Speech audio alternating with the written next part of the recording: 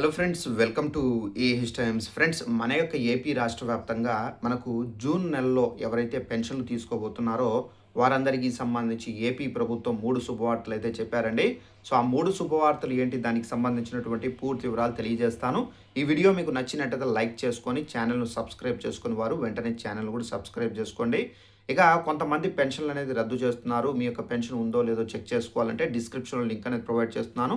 ఆ లింక్ పైన మీరు జస్ట్ క్లిక్ చేస్తే వెబ్సైట్ ఓపెన్ అవుతుంది. మీ యొక్క పెన్షన్ ఐడి కార్డు తీసుకొని దాంట్లో మీ యొక్క పెన్షన్ ఐడి నెంబర్ ఉంటుంది. ఆ నెంబర్ ఎంటర్ చేసి చెక్ చేసుకుంటే కనుక స్టేటస్ యాక్టివేషన్ చూపిస్తే మీ పెన్షన్ ఉన్నట్టు, లేదంటే ఇన్యాక్టివేషన్ చూపిస్తే కనుక మీ పెన్షన్ అనేది రద్దు చేసినట్టు అర్థము. సో దాన్ని బట్టి మీరు సచివాలయాలకు వెళ్ళి చెక్ చేసుకోవాల్సి అయితే ఉంటుంది. ఇక తప్పనిసరిగా వీడియో లైక్ చేయండి, ఛానల్ను ఫాలో అవుతుంది. ఇక వివరాల్లోకి వెళ్ళినట్లయితే మన యొక్క ఏపీ రాష్ట్ర వ్యాప్తంగా పెన్షన్దారులకు సంబంధించి చాలామంది ఈ స్పౌస్ పెన్షన్ ఆప్షన్ అయితే యూజ్ చేసుకొని ఇంకా చాలామంది పెన్షన్ అనేది అప్లై చేసుకోలేదు. ఈ స్పౌస్ పెన్షన్ ఆప్షన్ అనేది భర్త చనిపోతే కనుక అతనికి సంబంధించినటువంటి పెన్షన్ అనేది భార్యపైకి అయితే ట్రాన్స్ఫర్ అవుతుంది. సో ఈ పెన్షన్ అనేది పొందాలంటే తప్పనిసరిగా ఎవరైతే చనిపోయారో వారికి సంబంధించినటువంటి డెత్ సర్టిఫికేట్తో పాటుగా వారికి సంబంధించినటువంటి Aadhaar card, ration card, so ఈ డీటెయిల్స్ అనేది తీసుకొని గ్రామ మరియు వార్డు సచివాలయానికి వెళ్తే కనుక వెల్ఫేర్ ఎడ్యుకేషనల్ అసిస్టెంట్ అని చెప్పేసి ఒక అధికారి ఉంటారు. అతని దగ్గర సంప్రదించుకుంటే, అతని దగ్గర వెళ్తే మీకు ఈ స్పౌస్ పెన్షన్ ఆప్షన్కి సంబంధించి అతను అప్లై చేసి సబ్మిట్ చేయడం అయితే జరుగుతుంది. సో దీని ద్వారా ఏంటంటే మీ పైన వెరిఫికేషన్ అయితే చేస్తారు. వెరిఫికేషన్ చేసిన తర్వాత మీకు పెన్షన్ అనేది వస్తుందండి.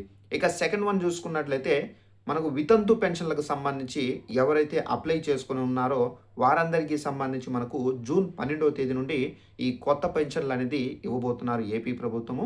సో ఎవరైనా కొత్తగా అప్లై చేసుకోవాలంటే కొన్ని రోజులు ఆగాల్సి ఉంటుంది. ఎందుకంటే ఇప్పుడు ఎవరైతే అప్లై చేసుకున్నారో వారికి సంబంధించినటువంటి కొత్త పెన్షన్లు అయితే ఇచ్చేస్తారు. నెక్స్ట్ మనకు కొన్ని రోజుల తర్వాత మనకేంటంటే ఈ వెబ్సైట్స్ అనేది ఓపెన్ చేస్తారు. సో అప్పుడు మీరు అప్లై చేసుకోవచ్చు.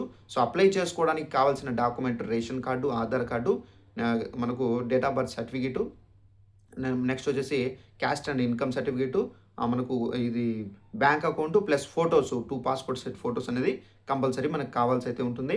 ఇక మనకు పెన్షన్దారులకు సంబంధించి కొంతమంది ఒక ప్రదేశంలో ఉండి వేరొక ప్రదేశానికి వెళ్ళి స్థిరపడిన వాళ్ళు చాలామంది ఉన్నారు. పెన్షన్ కోసం ప్రతి నెల వీళ్ళు ముందు ఎక్కడైతే ఉన్నారో అక్కడికే వచ్చి పెన్షన్లు తీసుకుంటున్నారు. సో దీని ద్వారా వాళ్ళకు పని డిస్టర్బ్ ప్లస్ ఏంటంటే టెన్షన్ గురవుతున్నారు. సో దీన్ని గుర్తించిన ప్రభుత్వం ఏంటంటే పెన్షన్ ట్రాన్స్ఫర్ ఆప్షన్ అనేది తీసుకొచ్చారు.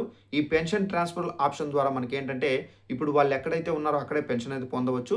అయితే ఇది పొందాలంటే తప్పనిసరిగా ఇప్పుడు వాళ్ళు ఎక్కడైతే ఉన్నారో అక్కడ ఉన్నటువంటి సచివాలయానికి వెళ్ళి సో వారి యొక్క అడ్రస్ని అయితే అప్డేట్ చేసుకోవాలి. వారికి సంబంధించి పెన్షన్ ఐడి కార్డు ఉంది కదా, ఆ కార్డుకి సంబంధించినటువంటి నెంబర్ అనేది అక్కడ అప్డేట్ చేసుకుంటే వారికి పెన్షన్ అనేది అక్కడే ఇవ్వడం అయితే జరుగుతుందండి. సో ఇదండి ఇన్ఫర్మేషన్. ఈ వీడియో మీకు నచ్చినట్లయితే లైక్ చేసుకొని ఛానల్ను సబ్స్క్రైబ్ చేసుకుని వారు వెంటనే ఛానల్ను సబ్స్క్రైబ్ చేసుకొని ఫాలో అవుతుండండి.